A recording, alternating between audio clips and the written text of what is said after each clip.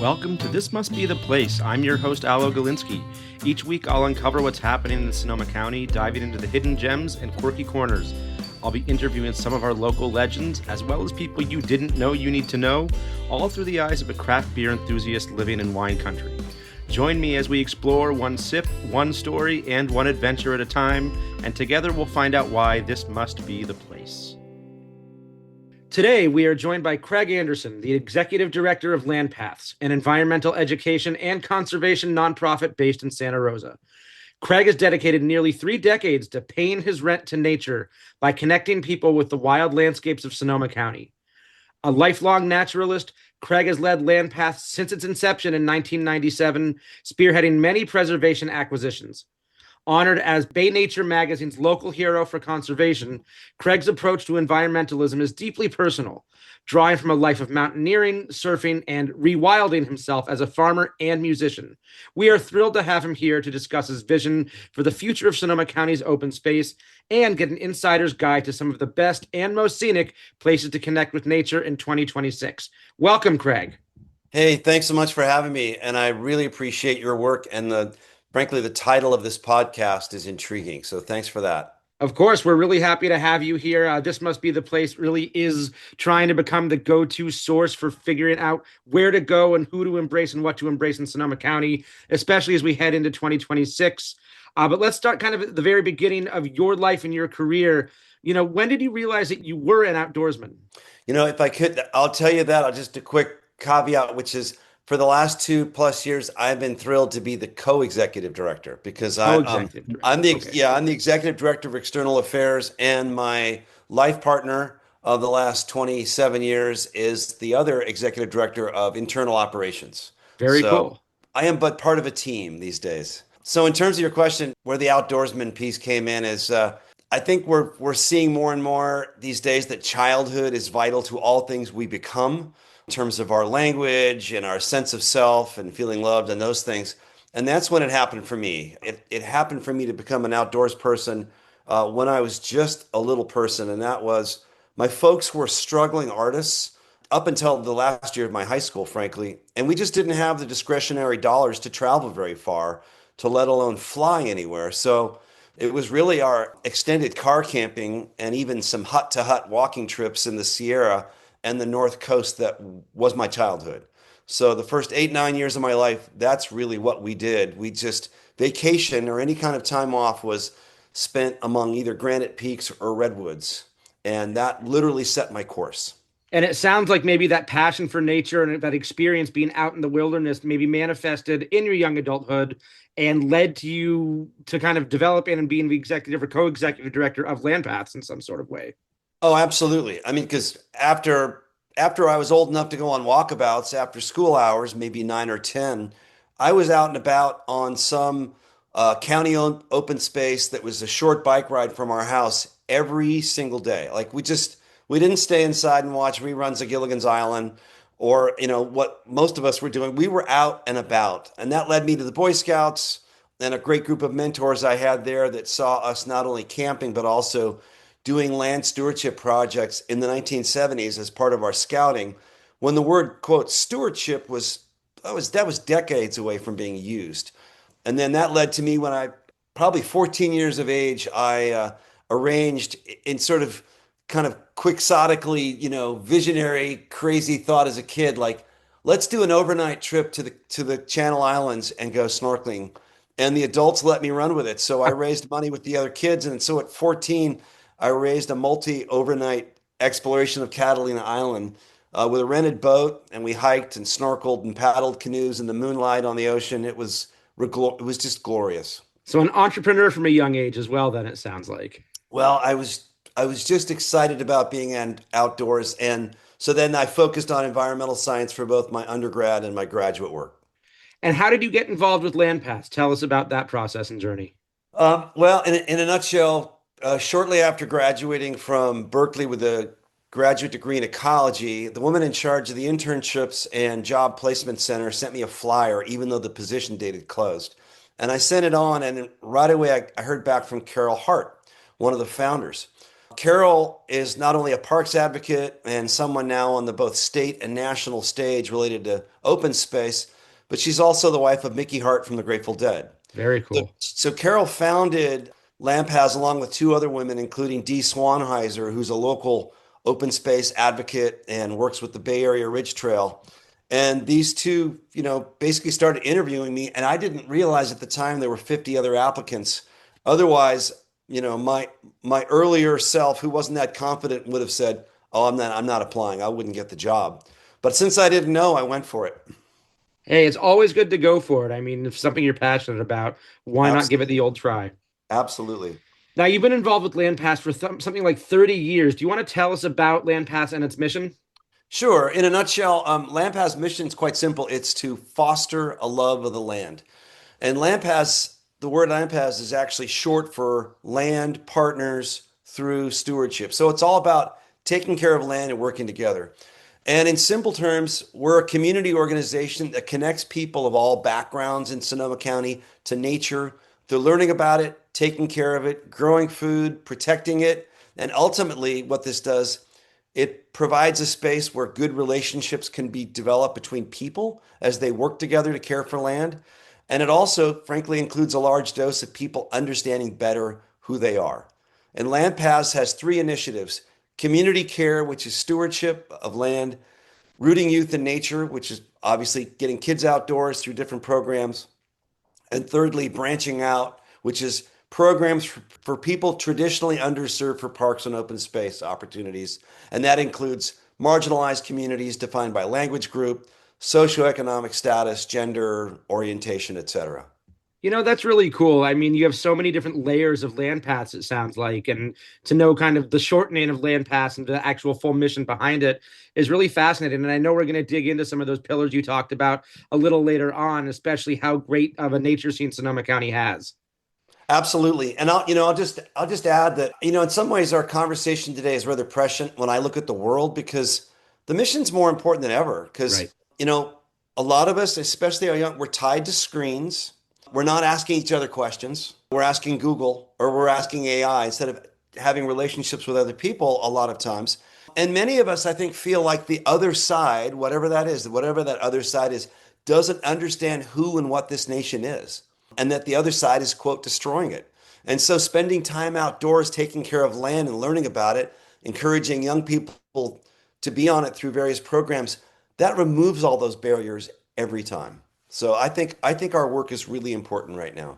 And you wouldn't have been with a company like this for 30 years if you didn't believe in the continuation of the work and seeing its importance today as well as 15, 20 years ago. Absolutely no. I mean, we've been through, lawsuits. We lost a very dear staff member some years back through suicide because of some mental health issues. I mean, it's been a bucking bronco of 30 years, but it's the work and the importance to the community, and frankly, my paying my rent, which has kept me around. Well, that's always good. Now, it seems like there's also some recent big news for land paths involving a historic Bay Area family property, the Calvi Ranch, which is just west of Occidental. Now, do you want to tell our listeners a little bit about what the significance of the recent Calvi Ranch acquisition is, and maybe a little bit of behind the scenes peek at what went into it? I'm happy to. And I'll just say too, it's never about a personal story, and yet people's reflections and personal impressions, I know, are how we convey information to others. So I'll tell it through my lens, if you will, although the story is not about me, it's about our work and it's about this place. But on my very first day of the job in August of 1997, I was driving out to West County to meet Carol, our founder, and I saw Mr. Calvi as I was driving down Fitzpatrick Lane. This gentleman at that point in his late 80s with a long white beard, surrounded by goats in the fog, literally emerging from redwood trees as I was driving my old pickup truck down this road. And I was headed out to meet with Carol to see this piece of land that was scheduled to be logged, an ancient forest on top of this ridge that looks out at Point Reyes and Mount Tim. And that visit resulted in us acquiring the funding to buy what is now known as the Grove of Old Trees outside of Occidental about 3 years later. And the Grove is significant because it's the first privately owned nature preserve in Sonoma County history that was open to the public every day for free. Now, Rico had bought that property originally as a young man in 1935, which wasn't too many years after he arrived as a youngster with his parents from Italy. Well, what happened was in April of, so 2 years ago, April, my co-executive director and my wife Lee received a phone call from someone interested in LandPaths buying their place. Now, we get these calls, frankly, several times a month. They're lovely calls to get, but we get so many more calls than we can possibly respond to. And she passed the info to me in an email. And when I saw the name Calvi, I almost fell out of my chair. So immediately began a series of visits with Gene Calvi, Rico's son. After my first visit, I was convinced that we had to do this. This 70 acres could not be sliced into three or four more home sites, ownerships, driveways, and all the other human amenities that go into creating an ex-urban residence, if you will. Even if that meant that no one, if we didn't have the funding or the ability to necessarily make it into park space, we needed to keep it in its wild state. I was convinced of that. And so I asked my board about it and our leadership, and everybody encouraged me to go ahead and work with the Calvis and put a package together. Well, it sounds like you had a real vision for this space right from the get-go. And obviously you had some sort of built-in or budding relationship with Gene and David Calvi that maybe played into or influenced getting the deal done. Aloe, if I could just say is I didn't so much have a vision, I just felt a sense of purpose. And the purpose was like this place is so special. It's almost in spiritual terms. And those that are fortunate to see it and go there, and you can now, and we'll talk about in a moment about volunteering there, you realize this place is almost sacred and it needs to stay as it is. And so I had this, I suppose you could call it a vision, but this sense of purpose was we simply need to work with this family that's reached out to us to keep this land wild like it's always been. And so, very fortunately, and due to my, at the age of 64, very naive, youthful enthusiasm for all things, I started reaching out to some of our angel donors. And two of them anonymously gave each over $1 million to get the wheels in motion. Wow. And then we had additional dollars from private foundations, 10, 25, $50,000 from these private families. And one state agency, the Coastal Conservancy, gave us another $1 million to help buy the land. That's really And great. so one of the number of great things about this deal is the Calvi brothers, Eugene and David, that decided to not only sell us one of the two properties that comprise the ranch, they sold us one and donated the other, which is really remarkable and made the deal quite affordable. Absolutely. And they've had such a long history out there, a 90-year history for our listeners who might not be familiar. How do you plan to honor that family history and that legacy on the land? Great question. One is to start by absorbing it, asking questions about it, and make sure that it's part of the ranch's history to be noted going forward. And in the same breath, to learn about the indigenous people whose home this was before the Mexican land grant era and before the Europeans came in to take the land from the Pomo, the Miwok, and the Wapo, is to understand that history. Also, in terms of the Calvi family, it's to continue to invite them out on the land when we meet volunteers, when we care for it, and make sure, frankly, that they feel welcome as a family to continue to come and use the property in ways that are in keeping with LandPaths' mission. And for us, that means them having their annual picnic out there of their family in this open space is a lovely way to honor that tradition. And is that part of your long-term vision for the Calvi Ranch? Absolutely. I mean, the long-term vision, frankly, is to have, well, first off, LandPaths needs to comply with the letter of the law. And that, frankly, has evolved since I took this job. When we originally acquired the Grove of the Old Trees, which Calvi Ranch is adjacent to and now connected to, and eventually will more than double the size of the Grove. And have you been to the Grove before? No, not yet. All right, we got to get you out there. Sounds It's good to me. really lovely.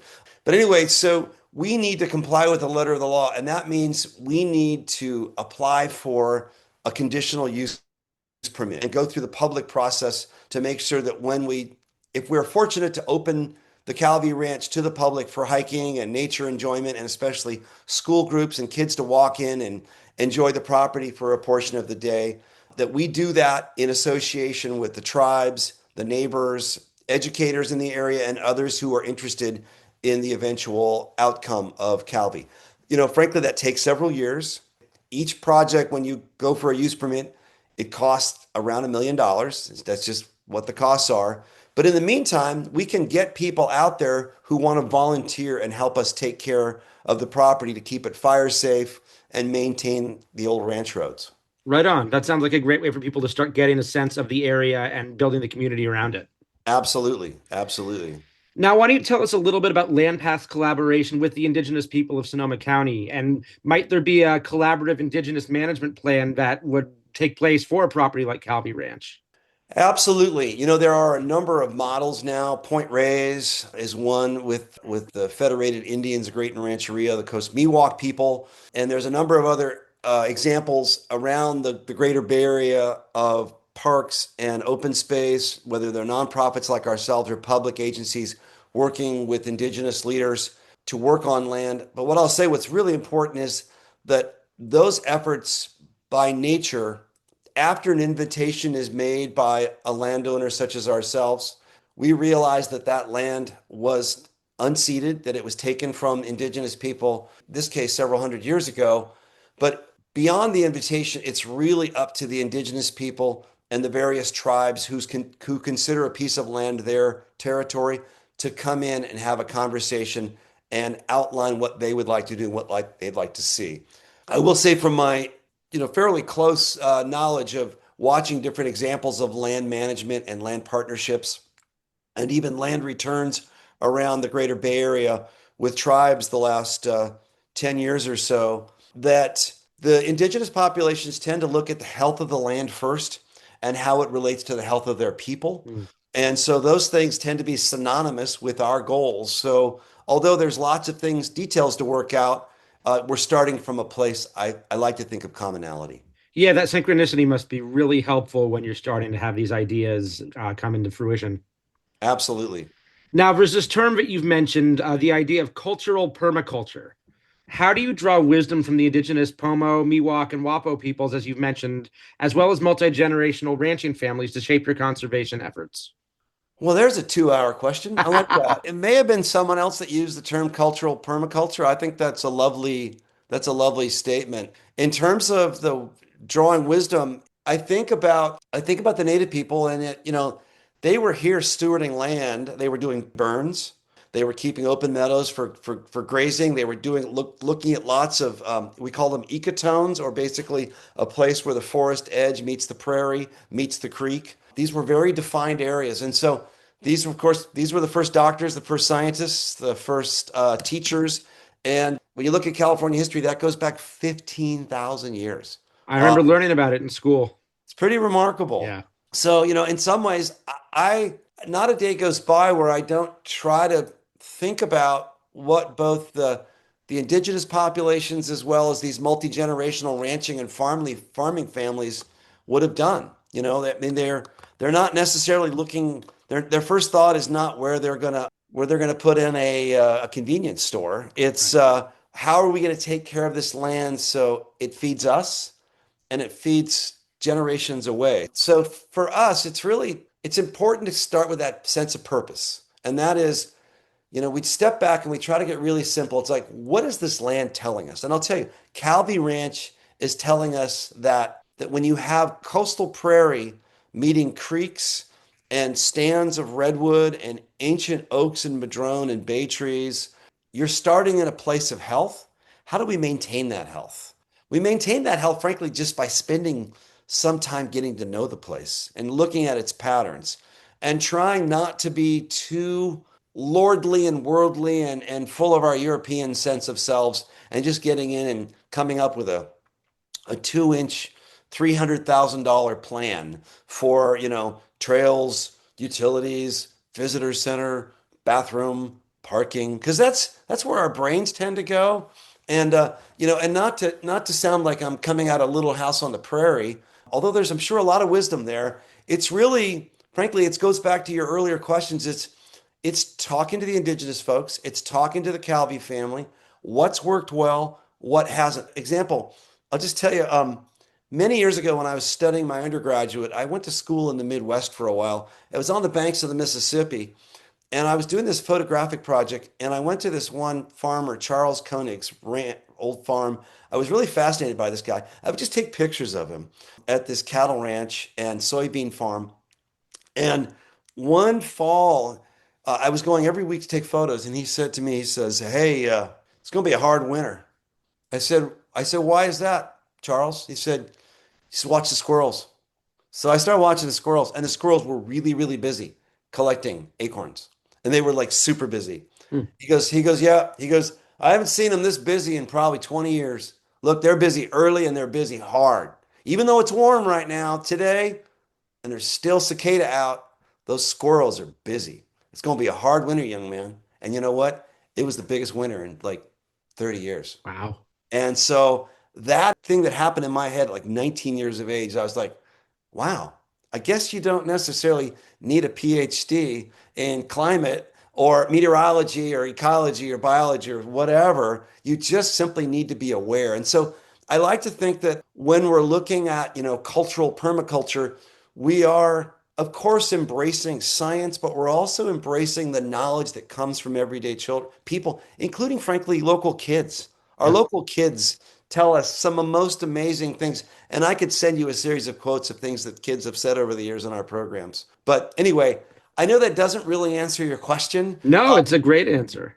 but it's starting from that place of frankly, because you and I, even though, okay, I got a master's badge from Berkeley and restoration ecology and Yahoo, but you and I both, regardless of your background, you have that equal intrinsic human relationship with place that blows past the last 200 or so years of, industrial society developing. We Sure. have these deep innate things. When we go up to a big box store and we're holding our box of cheap underwear in our hands and a 5-gallon bucket of some kind of food, and we put our backs up against that cinder block wall. And then we ask ourselves, what does this place say about me and my values? How does this place speak to me? And then listen to that voice in the same day, drive up to the Goodspeed Trail at Sugarloaf and walk out on that bridge and look down at the headwaters of Sonoma Creek and look up at the redwoods and say, what does this place say about me and how does it speak to me? That's a really good point, a really good It's juxtaposition. it's powerful. Now, I have one more term to pick your brain about, which is Please. people-powered parks. That's something that came up in our research about land paths. Right. It's been used to describe land paths' approach to land management. And I'm curious how this differs from the traditional state or regional park model, and why is community stewardship essential for the long-term health of our landscapes? Well, great question. It's essential to the health of long-term landscapes, and we truly believe it's essential to the health long-term of our people to have that relationship. So, LandPaths was started out of necessity because the Ag and Open Space District in Sonoma County and the California State Parks system, Open Space, which is a wonderful organization. We have a special district in Sonoma County of buying open space and buying conservation easements over farms and over timberland to provide for nature's viability over the years. The work is really important, and yet there hasn't been enough money to take care of these lands, and the California State Park System has been underfunded well before I got my job in early 1997, but going back before that. And so, out of necessity, LandPaths was started with the notion that what we'll do is we'll get volunteers to help take care of these lands and help bring the dollars down it takes to take care of open space land. While it's still expensive, even for nonprofits such as ourselves, it does help to have that volunteer time. So that was the start of the coining of the term. But what really happened was we realized in short order, it wasn't just by necessity that we were working with volunteers, it was by design because people were having powerful experiences. They were meeting each other. Some people were getting married and starting families by meeting on LandPaths projects. School groups were coming out. Teachers were getting excited. So it was not only just by necessity because of finances, it became because it was truly meeting our mission. Hmm. So we shortly thereafter coined the term community powered parks. And a friend of ours, Michael Houlihan, said, well, what about people powered parks? He goes, it sounds better for branding. And I said, you're right. So we started saying people powered parks. And so we started employing that model on all sorts of open space that the Sonoma County Ag Preservation Open Space District was buying and getting those volunteers wed to land. And it just sort of took off from there.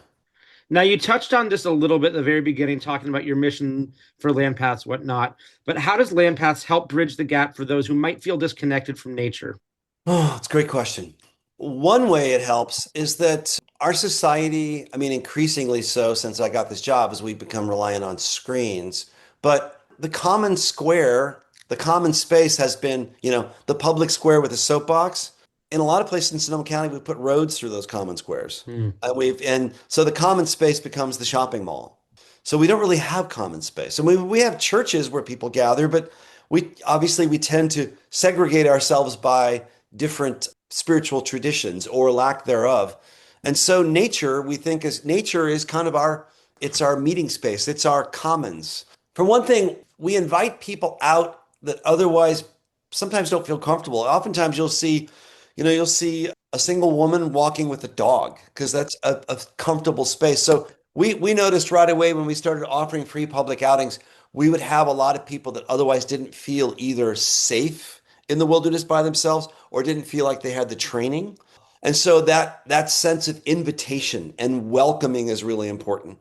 And one of the things we always try to start with, Alo, is we really try to let people know that they are experts too. They bring a wealth of information that they can share with this group, and they're not necessarily going to hear from one talking head. So we just try to make people feel welcome by giving them a role. One of our staff years ago, Magdalena, used to say, "We give people the dignity of responsibility. We're not just here to be tour guides in open space like people are watching a movie. They're part of the movie." And I think when you give people the opportunity to take care of something, it's no longer a quote state park or regional park or LandPaths park or another nonprofit space. It's their place. They've adopted it. It's theirs. It belongs to them. And shortly after, they realize that they belong to it. And there's some sense of pride and, kind of community in that. There's sense of pride and community in that. And I'll tell you another thing that I think that's part of our secret sauce that my dear friend Peter mentioned to me probably 28, 30 years ago, which is environmental advocacy, which is very important, that it's been about fighting something. You got to fight the threats. Now it's climate change. While we have to fight things, we have to remember that if we want to engage the human heart, I feel we have to make it about something we're for. In other words, we're not so much fighting the water filtration or the asphalt plant or the paving over of this incredible land. What we are for having school kids come next year and 100 years from now to take care of that 6-acre parcel with the oak trees. We are for the ability of local people in senior care facilities being able to come in a van and meet a group of school kids and tell them stories. We are for more fresh air in downtown Santa Rosa. We are for more impervious natural surface that's not going to provide more water runoff into urban creeks on the Russian River. We are for clear water, deer in our urban areas, the fact that we still have mountain lions and bear in Sonoma County. In other words, while we may quote fight the degradation of the environment, if we can phrase it in ways and really engage the human heart with what are we for, we feel like we're encouraging more people to be part of something positive. And that's an encouraging message in and of itself, which is great. And it puts that positive spin on everything. I think so. Now, you mentioned a second ago, engaging youth and having something for the kids to come out for. And you do have this really enriching program, the In Our Own Backyard program at LandPaths, that fosters these field trips for students and youth. You want to tell us a little bit about that program? Sure. It's a program I started probably a year into my tenure. So I'm 64 now. It's probably 37 at that point. I started it because I had been involved in environmental education myself. And then about a year into it, it was so expensive that I decided that would eliminate the program. At which point the board said, "No, we can't eliminate the program." Then I said, "Well, all right, help me fundraise for it." And so they did. So In Our Own Backyard is basically a program for local schools, which has now been going since 1999 continuously. It's a multi-visit to a piece of open space that the kids go 4 times a year and they help take care of that land. So they develop a relationship with it. Inspired Forward, to be very candid, Inspired Forward is a program for teens that we started out of a out of a massacre, Mm. believe it or not. I was at the College Avenue YMCA, huffing and puffing on a hamster wheel around Christmas time. I don't know how many years ago it was now, 6 or 7. Anderson Cooper flashed across the screen, and there was the news of Sandy Hook Elementary School in Connecticut and the massacre. And I was just obviously, like all of us, horrified. And I thought, God, somebody should do something. And then, of course, the little voice on my shoulder said, No, no, bozo, why don't you do something? You're a community leader. You work for a nonprofit. You have access to community and a little bit of a small microphone at this point. What are you going to do about it? So I started recollecting about, Sandy Hook, Columbine, Isla Vista, Aurora, Colorado, all these Virginia Tech, about a series of young men. Yes, some of them with some pretty significant mental challenges, but many of them simply felt, quote, othered. They weren't part of our society. And so I thought, well, what's the one thing we have is we have nature. We encourage people through nature, and we don't have kids going out into nature, especially young men or, teenagers going out for the day in any of our programs over the years and coming back at the end of the day and going, I had the worst day. It was so boring.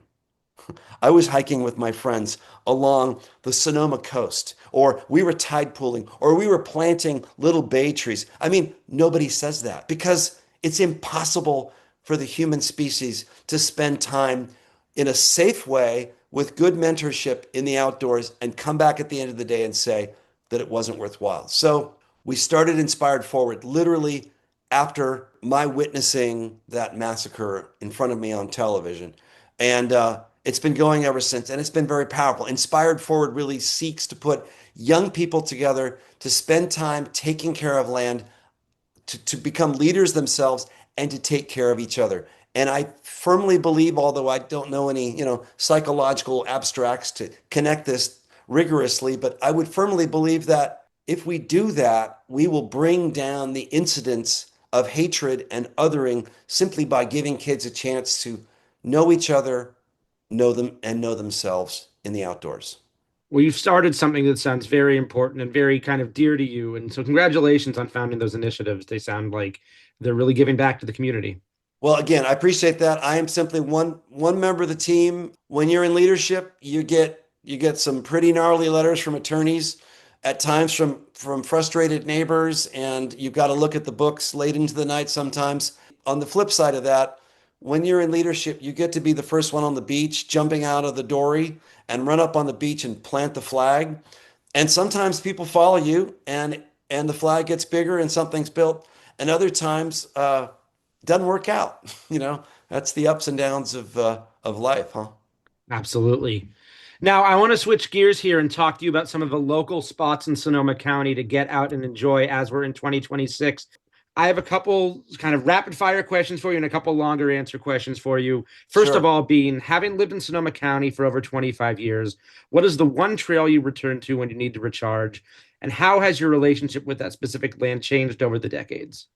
Great question. I would have to go to the Pomo Canyon Trail on the Sonoma coast. It's connected to the Kortum Trail, named after the late great Bill Kortum, who was our county supervisor, who helped develop a general plan so that we didn't overdevelop Sonoma County. The Pomo Canyon Trail goes, depending on which side you start on, goes from coastal prairie, views of the ocean. At the right time of year, you can see the puff breath of gray whales, slapping of humpback whales, so their pectoral flippers offshore. You see incredible raptors, goat rock, the ocean, up and over coastal ridge into the redwood trees and the bay trees. So the Pomo Canyon is a wonderful place. And I will say, professionally and personally, over the years that I've been hiking it, LandPaths has been very fortunate to be part of the development and purchase of an additional nearly 4,000 acres of open space around Pomo Canyon, Wow. making that trail and that area all the more larger and protected over the time. Very cool. And you've led community walks for years. If you had to pick one perfect hike for each season in Sonoma County, what would they be and Oh, why? there you go. Well, let's start when it's 114 degrees in some of our northern urban areas. I won't mention any by name because I don't want anyone to feel like I'm judging them meteorologically, but let's say when it's 114 degrees on an August day, when it's possible either through public transport or other, I would be out on the Sonoma coast walking the Bluff Trail when it's probably going to be 58 degrees and there might be some fog blowing in, or an early morning walk through the Sonoma Valley on one of the great regional park trails there. We've got a lovely regional park system in Sonoma County. So that's in the summer. In the wintertime, the waterfalls here, there's waterfalls in Sugarloaf Ridge State Park. There's a hidden waterfall in Willow Creek, addition to Sonoma Really? Coast State Park, a park that LandPaths helped to bring into fruition starting in about 2002. There are several waterfalls in Willow Creek, and that's a beautiful state park. In the fall, I would probably be up in North County in Healdsburg to enjoy the beautiful foliage changing on the grapes, some of the oak trees dropping their leaves. There's Fitch Mountain. That's a great fall hike up in Fitch Mountain, the city of Healdsburg. Springtime, the Laguna de Santa Rosa and Sebastopol area, there's regional park trails there. I would just go to the Sonoma County Regional Park website and look up their trails. There's a lovely nonprofit that helps the Sonoma County Regional Parks. There's a foundation there. But yeah, I would take spring, probably Sebastopol, Grayton, Occidental area, fall up in Healdsburg, the summer out in along the coast, and winter, even Santa Rosa. There's regional park trails, the Kelly property, I think it's called, which is right off Occidental Road. That's a great winter hike because the birds come in on in the wetland there. Now, given your background as an outdoor guide, is there one trail and one trail only that offers a world-class experience right here in our backyard that locals might take for granted? Yeah, I mean there really is, and I think that's the Kortum Trail where you can hike from Goat Rock south along the Kortum Trail, almost as far as you want to go. It's just got such great views. Even though it's busy in the summertime, you still get on that trail and it might be minutes before you see another person. You're going to see northern harriers going overhead, hunting for voles, red-tailed hawks, probably some bald eagles, once in a while a golden eagle up on the ridge. That is just a sacred space because let's face it, California has one of the most beautiful coastlines on the planet. Might as well enjoy it I because don't disagree. Sonoma County, I won't bring up the name of other counties nearby, but some of them have some lovely wine and other things, but they don't have coastline. And we They do got not. coastline. So get out and enjoy it because from the mouth of the Estero Americano all the way up to the Wallala River mouth, we got coastline. If you can get up on Highway 1 north of Jenner and get out on some of those state park trails, those two are some of the most stunning landscapes you can see on the planet. Like Salt Point has got great trails. Fisk Mill Cove is another place. They're just phenomenal experiences. So now, if our hiker friends who might be listening out there want to avoid crowds, where is a hidden gem trailhead you'd recommend for solitude? Well, now, by virtue of the question, if I was to answer that, I It'd don't be know too that crowded. it wouldn't be too solitary after a while, now would it? Where I go to for solitude is I go somewhere between Stillwater Cove and the Wallala River mouth in an open hull, self-draining kayak, and I paddle out on a calm day and I float in a kelp bed and I watch the sunrise over the coastal ridge, over the tops of those second and old growth redwood trees and Doug fir. That's where I find my solitude. And if anybody else wants to come join me in that space, I welcome them. Well, you have an invitation from Craig right there, everybody. So heed that if you would like to in the new year. Now, Craig, as we wrap up here, I have some rapid fire, best places for hikes questions for you, but I just want you to give it the first place that comes to mind when I Sure. ask these of you. You ready? You I'm warmed ready. up? Yep. All right. Best sunset hike. Best sunset hike would probably have to be, again, the Kortum Trail on the Sonoma Coast. Dog friendly hike. Dog friendly hike would be one of our Sonoma County regional parks. Crane Creek Regional Park, I believe, is a lovely place. Also, a great place to see sunset as well. Family friendly hike or walk. A family-friendly hike would be to go to the LandPaths website and find out when the Rancho Mark West open access weekend is happening on a given month. That's a great family-friendly place with a creek and a pond and all sorts of trails.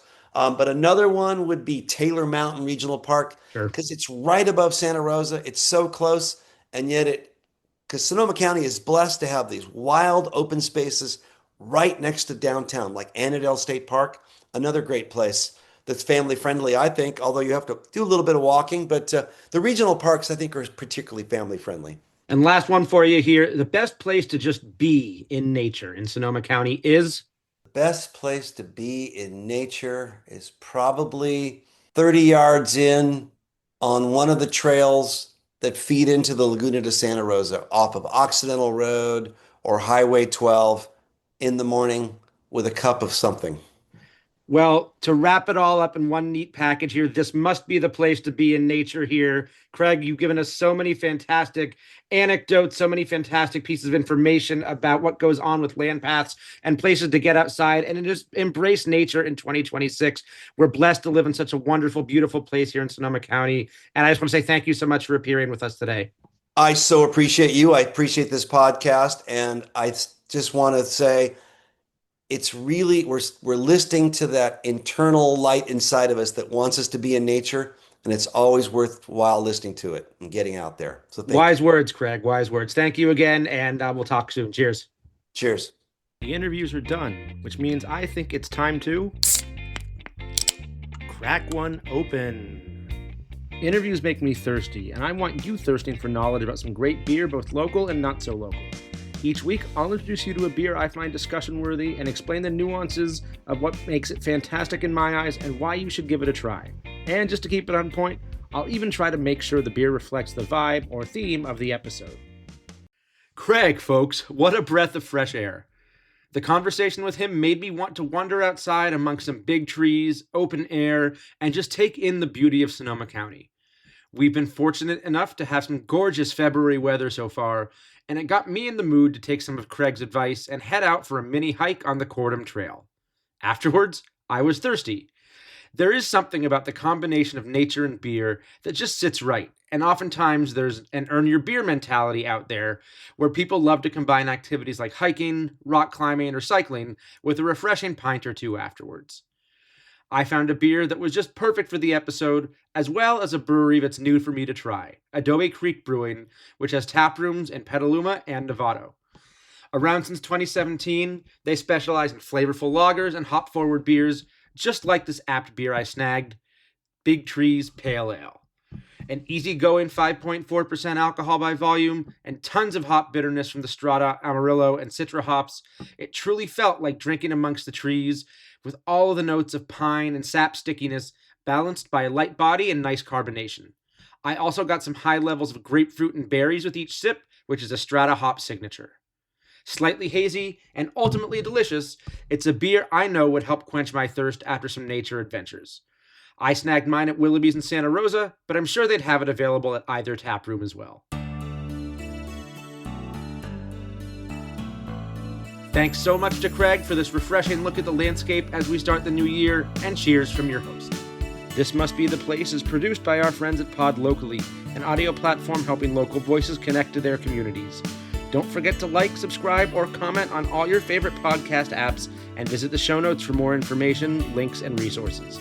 Look out for our next drop on Sunday. Until then, I'm your host, Alo Galinsky, saying have a great week.